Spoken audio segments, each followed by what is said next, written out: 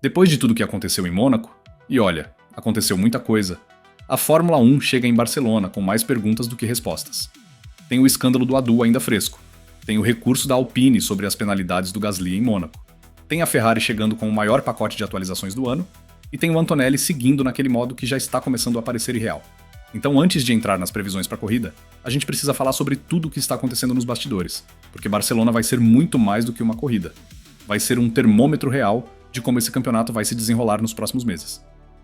Se você assistiu o vídeo de ontem aqui no canal, já sabe que a FIA divulgou, no dia da corrida em Mônaco, os resultados do IC Performance Index, confirmando que a Red Bull Ford tem o melhor motor de combustão da Fórmula 1 em 2026, e portanto está proibida de desenvolver essa parte do powertrain.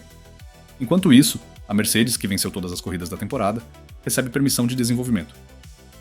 Mas tem mais detalhes que vieram à tona depois disso, e alguns deles são ainda mais interessantes do que o resultado em si. A história veio a público de uma forma um tanto quanto acidental. A FIA tinha informado as equipes no dia da corrida, mas não tinha feito nenhum comunicado público oficial.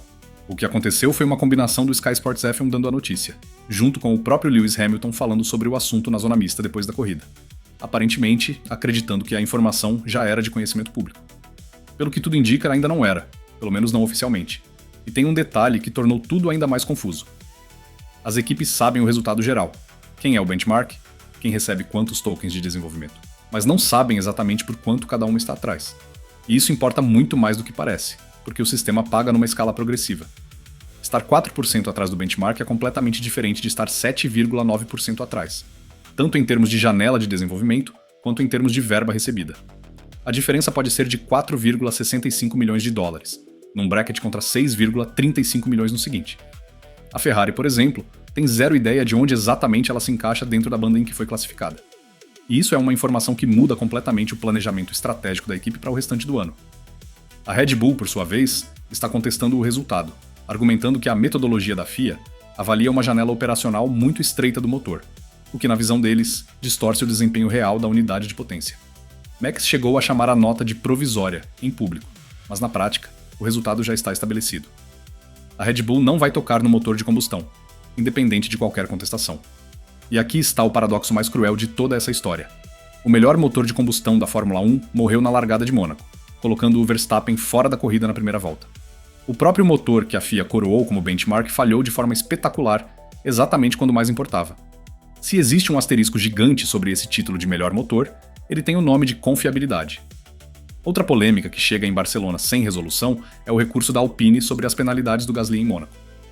Para quem não acompanhou, Gasly fez o que ele mesmo chamou de a melhor corrida da vida. Cruzou a linha em terceiro e saiu do circuito em sétimo por causa de 2 penalidades de 5 segundos cada por excesso de velocidade no pit lane. Velocidades que, em alguns casos, foram de apenas 0,1 km por hora acima do limite. 5 pilotos ao total foram penalizados por ultrapassar o limite de velocidade no pit lane em Mônaco, incluindo o Russell, que culpou um problema de software no carro. A FIA negou essa versão. E agora, a Alpine entrou com um pedido de revisão, que exige que a equipe apresente algo significativo, relevante e novo que os comissários não tinham no momento da decisão original, para que o resultado seja reconsiderado. O problema é que o pit wall da própria Alpine estava avisando o Gasly pelo rádio durante a corrida para não acelerar demais no pit lane, o que é basicamente uma confissão de que a equipe sabia o que estava acontecendo em tempo real. Usar nova evidência num caso assim vai ser muito difícil de justificar perante os comissários. Existe uma pequena esperança baseada no precedente do Sainz, onde uma penalidade foi considerada indevida depois de aplicada. Mas a diferença é que, naquele caso, o piloto ainda estava cumprindo a penalidade quando a revisão aconteceu. No caso do Gasly, o tempo já foi somado ao resultado final. O caminho é muito mais estreito. Minha opinião é que esse recurso não vai dar em nada. Quando a FIA admite erro voluntariamente, é uma notícia de primeira página. Mas, de qualquer forma, o fato de a Alpine ter chegado até aqui com esse processo diz bastante sobre o quanto os bastidores da Fórmula 1 estão politicamente agitados nesse momento. Agora vamos ao que interessa: a corrida. O circuito da Catalunha é uma das pistas mais conhecidas da Fórmula 1. Quase todo mundo fez testes aqui antes da temporada começar, então nenhuma equipe chega completamente no escuro. Mas é exatamente por isso que esse circuito expõe o carro de uma forma que poucos outros conseguem. Não tem como esconder fraquezas em Barcelona. 3 fatores principais vão influenciar o fim de semana. O primeiro é a familiaridade. Como já mencionei, as equipes conhecem essa pista muito bem, o que significa que o desempenho aqui vai refletir com clareza o estado real de cada carro. O segundo são as temperaturas. A previsão aponta para as alturas dos 30 graus, sem chuva, com pneus C2, C3 e C4, escolhidos pela Pirelli. O composto mais duro vai entrar em cena, e quem for mais gentil com os pneus ao longo da corrida vai colher os frutos no final. O terceiro e mais importante são as atualizações, porque Barcelona 2026 vai ser o maior fim de semana de upgrades do ano para várias equipes, especialmente a Ferrari. Também vale mencionar as sessões de estreia de pilotos jovens no TL1. Norris abre espaço para Leonardo Fornaroli na McLaren, Antonelli para Vesti na Mercedes, Browning entra pela Williams no lugar do Albon, e Colton Herta faz sua estreia na Fórmula 1 pelo Cadillac substituindo o Pérez. Para a torcida americana, esse vai ser um momento especial de ver um compatriota num carro de F1 pela primeira vez. A Ferrari chega em Barcelona com o maior pacote de atualizações da temporada. Sim, ainda maior do que o que trouxeram em Miami. Nova asa dianteira, evolução de carroceria, trabalho no assoalho. A imprensa italiana fala em ganho de aproximadamente 2 décimos por volta, número que aliás vem da própria Maranello, então convém guardar a empolgação num lugar seguro por enquanto. O Leclerc chega em Barcelona depois de 3 corridas consecutivas onde algo deu errado perto do fim, seja estratégia, seja acidente, seja penalidade.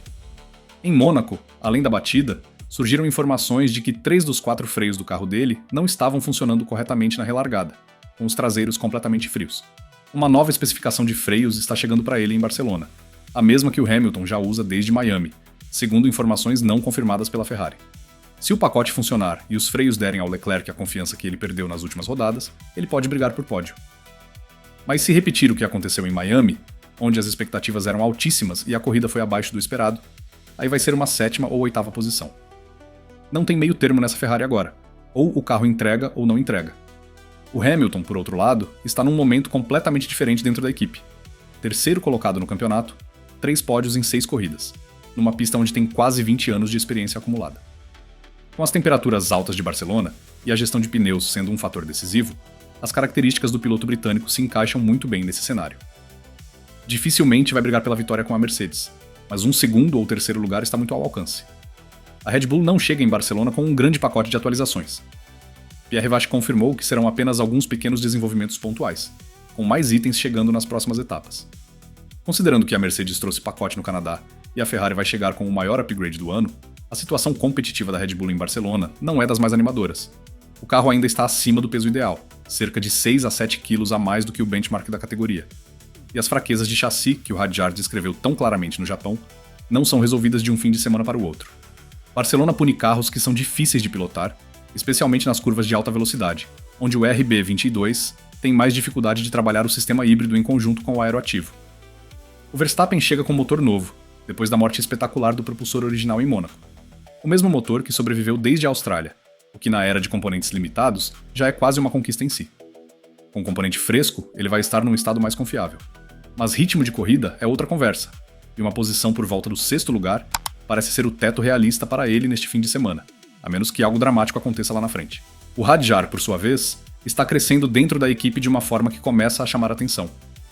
Em Mônaco, defendeu o Russell por muito tempo, e ainda saiu com um pódio.